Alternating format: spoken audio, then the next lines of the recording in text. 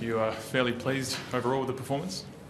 Yeah, I thought that for the majority of the game we played a pretty good standard of footy. We dropped off a few times during the course of the game, and we need to make sure we sort of we can be a bit more consistent with that during the course of each quarter. But in general, things like contested ball and that we've been down a little bit the last couple of weeks, we were able to get on top there, and I thought our run and contested ball mix in the first half in particular was pretty good. The Pikes is like losing the fourth quarter, that sort of thing doesn't overly bother you? Oh, you're always trying to get better, but so we look at that and we look at some of the things we didn't do well in that first 10 minutes. But we missed some pretty easy shots at goal in that first 10 minutes, mucked a couple up that we should have kicked, but we can still get better, and we'll look at the areas that we need to get better at. But their last month has been pretty good, GWS, so they've been up there with all the stats and they've won two games. The ruck contest was always going to be pivotal with Pikey and Mummy. How did you think Mike went there?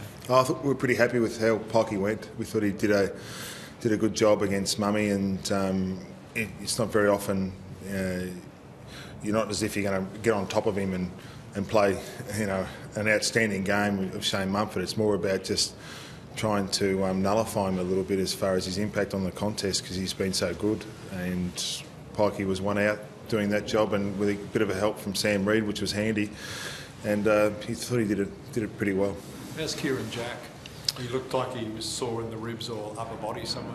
Yeah, I haven't spoken to the doctor, but if we needed him to come back on, he could have come back on.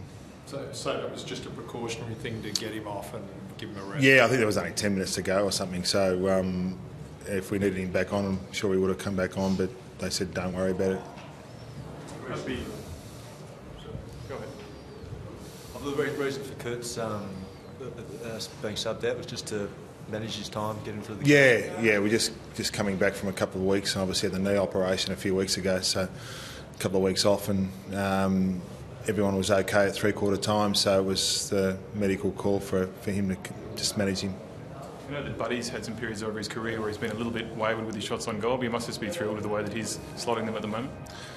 He's I mean, he's hitting the scoreboard pretty well, and he's just moving really well around the ground. He's some of his tackles in that tonight I thought were outstanding. His pressure on he's chased down from behinds, and there's very few stats as effective as a chase down tackle from behind, because it sort of lifts you as a team, and it sort of knocks the wind out of the opposition a little bit when they're sort of running down the ground. You get someone with real pace coming from behind, being able to chase them down from behind. So his goals are obviously really important. We know that he can do that, but we've been pleased with both sides of the ball with Lance. His ability to obviously hit the scoreboard, but also his defensive work's been really good. Do you think his defensive work's a bit underrated over his career?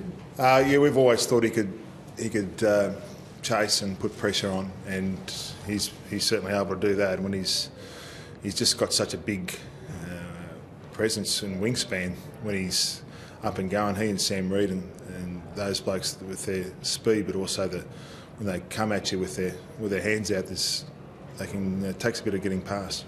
You must be part of Buddy's game at the moment that's not quite at the top. I'm sure we'll find something during the week.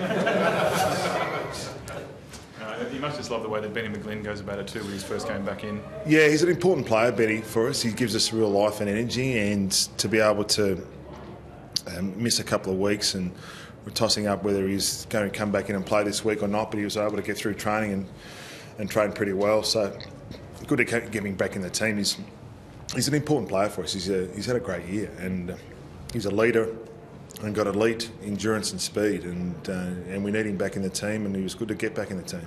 John, you've won 10 in a row for the first time since 1935. Does that mean anything to you and the players? Well, it's certainly better than losing. In the end, it's.